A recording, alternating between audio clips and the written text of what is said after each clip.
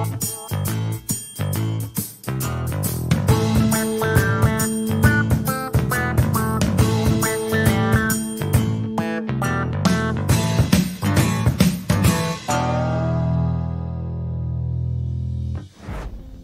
деген эмне? Ал кандай кызматтарды аткарат? Ушул видеодо SMM жөнүндө кыскача айтып кетейин. SMM болсо бул англис тилинде social media marketing, кыргызча которулганда социалдык медиада маркетингди жүргүзүү.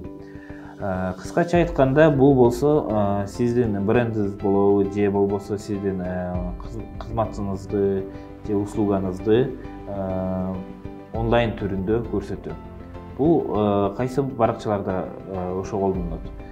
Бул социалдык баракчаларда, мисалы айтсак, Instagram болобу, же Facebook болобу, же TikTok, же ВКонтакте, же Одноклассники, же окшогон башка социалдык баракчаларда сиз өзүңүздүн брендиңизди, же болбосо услугаңызды реклама кылып, же болбосо кардарларга маалымат берип турган площадка десе туура.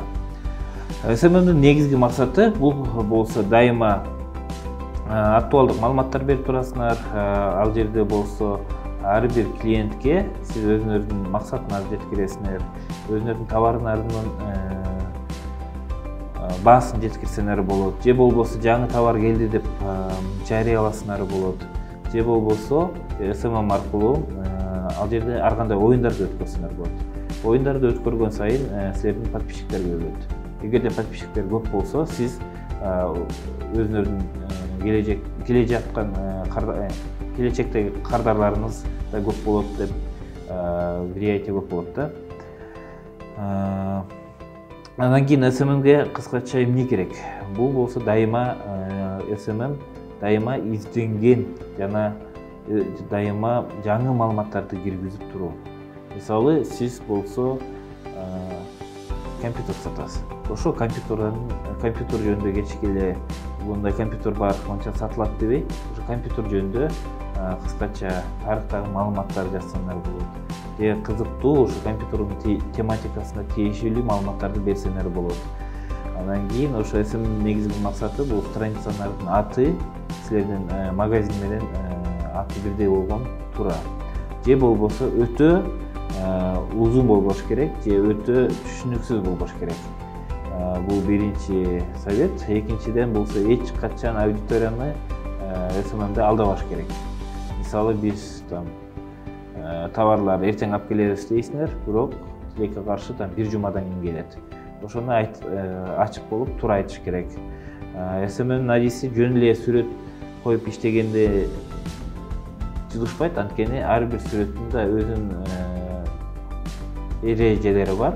Мисалы, эгерде сүрөткө жакшы көрүнбөгөн текстине жазып койсоңор, ал маалыматта жетпей калат. Ошол үчүн дизайн жагында караш керек. SMM деген бул чоң тармак десем болот, анткени SMM аркылуу азыр адамдар адистер да бар. Атайын ошо соц баракчаларды жылдыруу жана соц барактарды силердин брендиңерди реклама кылып жана ошолорду өнүктүрүү тарабына иштеген адистер да бар.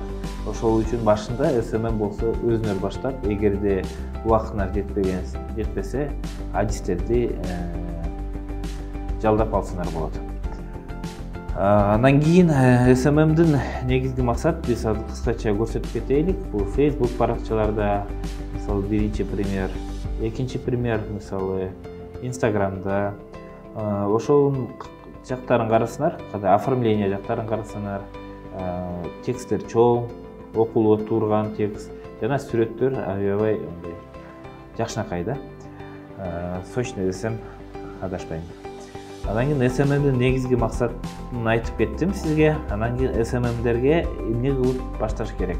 SMM'ди кылыш үчүн сиз контент план түзүп алсаңар, силердин жумушуңарга жеңил болот. Контент план деген бул бир жумада силер эмне маалымат беришесиңер. Биринчи күнү мисалы кандайдыр бир маалымат товар жөнүндө болсун.